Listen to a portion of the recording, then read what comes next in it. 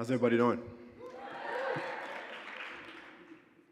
So I'm going to, first of all, it was hard to go last, but I'm going to give it my best. Oh, thank you very much.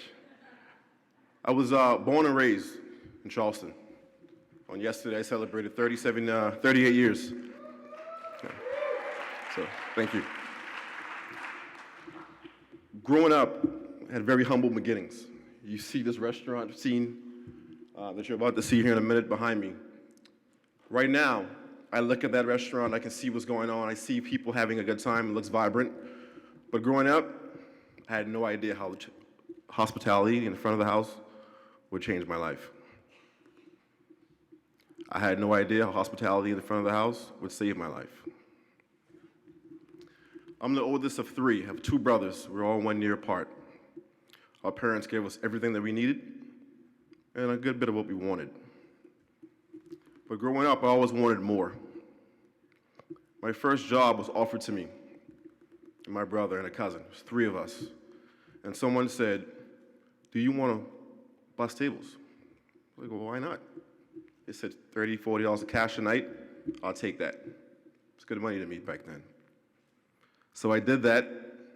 I enjoyed it. I had a lot of fun. But they didn't want that job. That was one of the best decisions that I've ever made in my life, taking that opportunity. And the reason why I say that, because I look back at where I came from. I was born on Walmart Island, grew up on Johns Island. Yeah, local. Very local.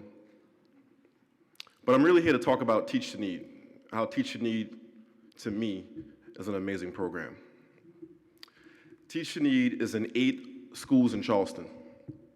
And if you go to these schools and you hear these kids' stories, it'll move you. So when I speak to you tonight, and I speak to these children, I'm not trying to sway them by any means.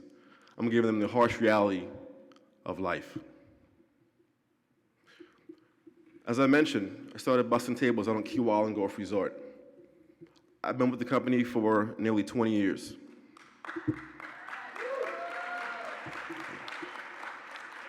My current title is the Assistant Director of Food and Beverage in a 5-star hotel.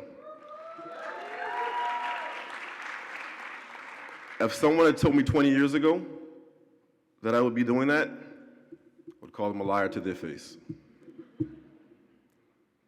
My very first night in the restaurant, I wasn't trained, I was just hired and thrown on the floor. And the manager said, "Michael, go clear that table."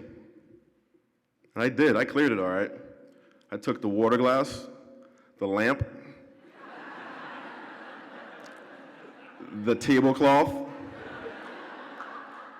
He told me to clear the table, I cleared the table. Because I always follow directions, and I always wanted to make the right decision.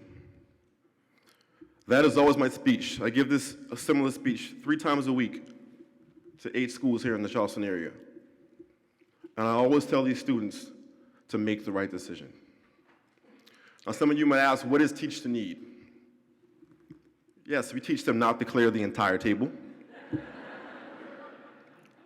We teach them how to serve guests from the left and from the right, and not to backhand. We teach them how to make eye contact. We teach them how to make a proper handshake.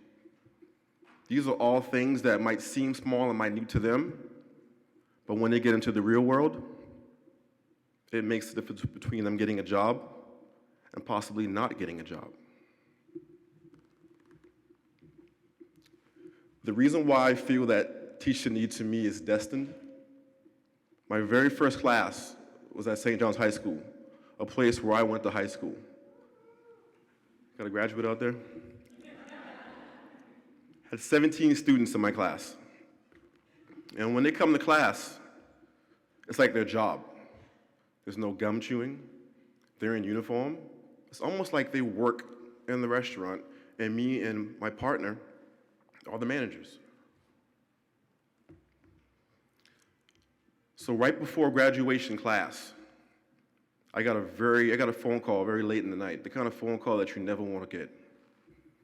Now, I mentioned to you, when I was offered that job 20 years ago, I have a younger brother who's 1 year apart, and I have a cousin. We all ran together as kids on Johns Island growing up. My mother called me and said my brother was shot 6 times and he was going to the hospital. And then she called me back and said, he's not going to make it to the hospital. Meet us at the EMS station on Johns Island. When I opened the door to pull him out of the EMS, he was covered in blood. He had a broken femur and he had 2 gunshot wounds to his head. Now, I share this story with the students, not to scare them by any means, but I want to give them the reality, because I could have been with him. But I made the right decision. I'm passionate about food and beverage. I love food and beverage. And I looked out in the crowd of the students, and there was one gentleman that was crying his eyes out, and I couldn't figure out why. And I pulled him to the side afterwards, and he said, "Mr. Blake, I didn't know Travis was your brother. And he wanted to be just like my brother." But little did he know, my brother sat out for 3 hours on the coldest day of the year and shot 6 times. What he was doing was so illegal, he couldn't even call the police. So he looked at me and said, "Mr. Blake, I want to be just like you." And I said, "You don't want to be just like me. You want to be better than who I am. You want to strive for more." Because working in the hospitality industry has afforded me a comfortable life. I've worked at some great places. I've met some amazing people. But nothing will prepare me and gets me more excited than to see what these students are going to do. So one day, very soon, when I stand up here, you're going to see a Teach NE graduate giving the same presentation, telling you that food and beverage has changed their life. Thank you all for your time.